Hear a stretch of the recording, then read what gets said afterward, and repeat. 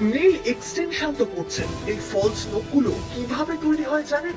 হালকা সাদা রঙের নখ কেটে শেপ করে নেল আর্ট করে দেন আর্টিস্টরা। নখগুলো কিভাবে তৈরি হয় জানেন? মাছের আঁশ আপনার হাতে কিভাবে লাগানো হচ্ছে দেখলে চোখ কপালে উঠবে। মাছের দামের থেকে এখন আঁশের দাম বেশি। এভাবে কত মানুষ রোজগার করছে জানেন? একটা মাছের আঁশ কিভাবে ভাগ্য বদলে দিতে পারে দেখুন নিজের চোখেই।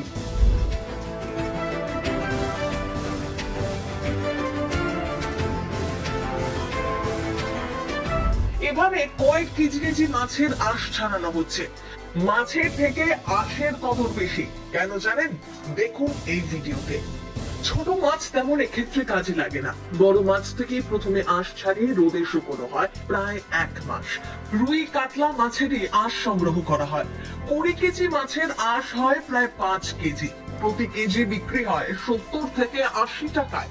মাছের বাজারে পড়ে থাকা এই আঁশ বিক্রি করে অনেকেই স্বনির্ভর হচ্ছে। বাংলাদেশে এভাবে আরো বেশি স্বাবলম্বী হচ্ছে কত মানুষ। এই মাছের আঁশ দিয়ে তৈরি হচ্ছে ফলস নখ। এমনটাই জানা যাচ্ছে যে নখ নেল এক্সটেনশনে কাজে লাগে। হ্যাঁ, সেই নখই তৈরি হয় এই আঁশ দিয়ে। এই সংবাদ মাধ্যমের প্রতিবেদনে এমনই তথ্য দাবি করা হয়েছে। বাজারে অনেক ফলস নখ কিনতে পাওয়া যায় যার উপরে নেল আর্ট করা থাকে। সেই নখও কিন্তু এই আঁশ দিয়ে তৈরি হয়। এমনকি নেল পলিশ তৈরিতেও ব্যবহৃত হয় মাছের আঁশ। এই ব্যবসায় এখন ছড়িয়ে যাচ্ছে দেশে বিদেশে। মাছের আঁশের বড় রপ্তানির গন্তব্য হচ্ছে জাপান, কিন্তু জাপানে সরাসরি পাঠানো যায় না। জাপানি একটা বড় কোম্পানি চীন ও ইন্দোনেশিয়ায় দুটি আলাদা কোম্পানি খুলেছে, ওখানে আগে পাঠানো হয়। এছাড়াও দক্ষিণ কোরিয়াতে এখন কারখানা করে উঠছে। এখন বিদেশেও যাচ্ছে ভারত বাংলাদেশের মাছের আঁশ। শুনতে অবাক লাগলেও এটাই সত্যি। ওষুধ থেকে প্রসাধন সামগ্রী, ফুড সাপ্লিমেন্ট ইত্যাদি তৈরিতে ব্যবহৃত হচ্ছে।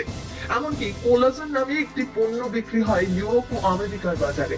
দোকানে দোকানে পাওয়া যায়, তাও তৈরি হয় এই মাছের আঁশ দিয়ে। ভেবে দেখুন একবার, একেবারেই ফেলনা একটা জিনিস রপ্তানি করে নতুন আয়ের পথ খুলছে। বছরের পর বছর মাছ বিক্রেতারা আবর্জনা হিসাবেই মাছের আঁশ ফেলে দিতেন। এখন সেই মাছের আঁশ বিক্রি করে বাড়তি লাভ হচ্ছে তাদের। তা শুকিয়েই বিক্রি করছেন তারা। বাজারে কাটা মাছের আঁশ তাই ফেলে না দিয়ে বাড়িতে নিয়ে যান।